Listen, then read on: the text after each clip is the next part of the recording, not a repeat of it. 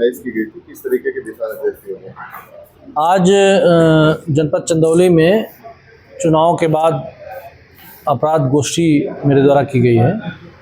तो आगामी जो त्यौहार हैं, गंगा दशहरा है, बकरीद है, और आगे पुलिसिंग पे क्या योजना होनी चाहिए, किन किन बिंदुओं पे हमें ध्यान देना है, शासन का किन किन बिंदुओं पे बल है, इस पे निर्देश दिए गए हैं। जैसे कि बताया गया कि गो तस्करी पे ध्यान दीजिए, और ऐसे अपराधी जो संपत्ति संबंधी अपराधों में लिप्त रहें, जमानत पे हैं, उन पर नज़र रखी जाए।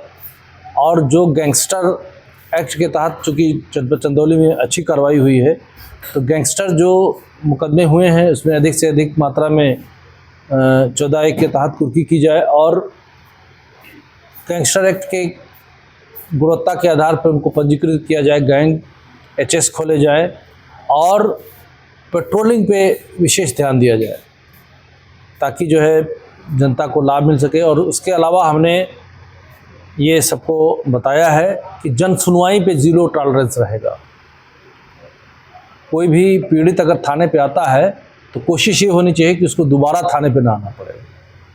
अपराध पंजीकरण में उसको केसेस में FIR जल्दी पंजीकृत नहीं होती। मैंने बता दिया है कि अब अगर कहीं ऐसा भी उदाहरण आया कि FIR पंजीकृत करने में हीला हवाली हुई या मिनिमाइजेशन किया गया तो कठोर कार्रवाई की जाएगी। सर, गो तस्करी की आप बात कर रहे हैं, गो रोकने की अभी नया ट्रेंड शुरू हुआ है। 1-1, 2-2 करके गाय लेके जाते हैं और उसको बिहार में एक जगह कलेक्ट करते हैं, फिर उसको वापस बंगाल भेज देते हैं। तो इस तरीके का ट्रेंड शुरू हुआ है। उसकी चेकिंग कराएंगे, पकड़ करके ब्रूटल ट्रीटमेंट करेंगे, बहुत कठोर कार्रवाई करेंगे। और जो गौ तस्कर हैं, गैंगस्टर मुकदमे में उनकी जो भी संपत्तियां हैं सब कुछ कर लेंगे। सर, साइबर अपराध के काफी मामले, साइबर थाने को भी आज हमने सेंसिटाइज करने के लिए कप्तान साहब को बताया है। साइबर केसेस पे भी विशेष ध्यान दिया जाए, तुरंत अभियोग पंजीकृत किए जाए, और जनता को जागरूक भी किया जाए। जो साइबर हेल्प डेस्क है थानों की, उनको थोड़ा और एक्टिवेट किया जाए। महिला हेल्प डेस्क है, उनको और एक्टिवेट किया जाए। और हमारी 112 जो है उसको थोड़ा सा, और 112 पे जो सारी सूचनाएं पब्लिक अब 112 से एक्लेमेटाइज हो गई है। तो मैंने कहा है क्षेत्राधिकारी साहिबान को और सभी थाना प्रभारियों को कि 112 के डाटा पे रोज़ काम कीजिए। 24 घंटे में 112 में जो सूचनाएं आती हैं उस सूचनाओं की समीक्षा कीजिए। कप्तान साहब से भी मैंने कहा है कि उसमें जो अपराध पंजीकृत करने लायक है उनको विदाउट डिले अपराध पंजीकृत हो जाए और उस पर कार्रवाई हो जाए। तो 112 पे अगर कंसंट्रेशन किया जाएगा तो अपने आप जनता को राहत मिलेगी, क्योंकि विदिन 10 मिनट्स पुलिस हमारे पास 112 के द्वारा पहुंचती है। और गांव से का चाहे जहाँ का हो आदमी कर किसी संकट में पड़ता है तो तुरंत 112 डायल करता है। तो 112 पे मेरा पूरा जोर रहेगा। उसके डाटा की हम समीक्षा करेंगे और उसमें जो भी सूचनाएं आई हैं उस पर कार्रवाई अवश्य करेंगे। जैसे साइबर की आप बात कर रहे हैं, साइबर थानों में जैसे लोग शिकायत कर रहे हैं, ये लोग होल्ड भी करा देते हैं, लेकिन ये होता है कि जिस क्षेत्र का पीड़ित है उसी क्षेत्र के थाने में FIR है। वहाँ जाने के बाद क्या है कि आप साइबर और उस थाने के बीच में वो त्रिशंकु की तरह लटक रहा है। कई मामले इस तरह से हैं जनपद। नहीं, अब देखिए मैंने बता दिया है, साइबर के कहीं भी एप्लीकेशन प्राप्त हो, अगर कहीं कन्फ्यूज़न हो तो साइबर थाना ज़िले में एक खुल गया है, तो उसमें अभियोग पंजीकृत कराने की जिम्मेदारी कप्तान साहब की है। उस पर पंजीकृत हो जाए और कोई नहीं, जिसको सूचना मिले वो अपराध दर्ज करे। और इसको हम बाद में डिसाइड करेंगे कि इसका जुरिडिक्शन क्या है। इसको कप्तान साहब डिसाइड करेंगे और उससे संबंधित इन्वेस्टिगेशन करा देंगे। ये कोई विषय नहीं है।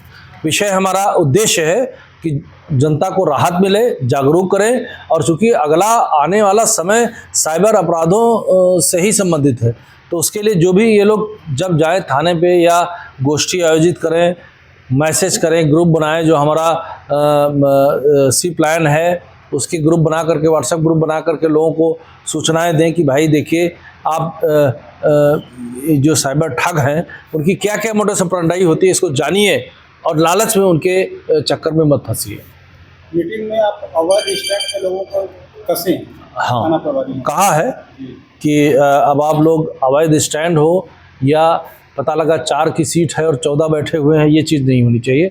ये इंस्टेंस अगर मेरे उसमें आएंगे नोटिस में तो मैं ज़रूर कार्रवाई के लिए कहूँगा। नेशनल हाईवे पे अवैध स्टैंड बहुत तेजी के साथ चलते हैं, उसमें सारे ख़त्म हो जाएंगे, ये मैंने बता दिया है। अगले महीने में इसी पे समीक्षा करूंगा जो आज मैंने टास्क दिया है। आप निश्चित रहें, जनता कैसे राहत पाएगी ये उद्देश्य होना चाहिए हमारा, और किसी भी आदमी को असंतुष्ट नहीं होना चाहिए। असंतुष्ट का मतलब है नहीं कि किसी फर्जी को फंसा दीजिए, लेकिन मुझे तो लगता है थाने पे बहुत ही पीड़ित पहुंचता है ना, तो जब पहुंचता है तो उसको आंसू पूछने की जिम्मेदारी हमारी। अभी हमने थाना प्रभारियों से पूछा कि पूरे थाना क्षेत्र में कितने अपराधी हैं, 1% भी नहीं निकलेंगे, तो 99% सम्मान और सेवा के हकदार हैं।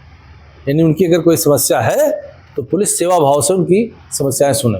जनपद में कहीं न कहीं थाना प्रभारी इस तरह से ढीला व्यवस्था है। जो ढीला रहेगा वो थाना प्रभारी नहीं रहेगा। आप एक नया पहल किए हैं कप्तान साहब कि अब जो है कि सीओ स्तर के अधिकारी हर दिन एक थाने पे बैठ के 12 बजे के बाद 12 से 2 तक चौपाल कभी अच्छा कभी रोज बैठेगा तो थाना प्रभारी अपना क्या देखेगा? वो आया है कि रोज में नहीं, आप तो देखिए, मैंने आज बताया है थाना प्रभारी ही नहीं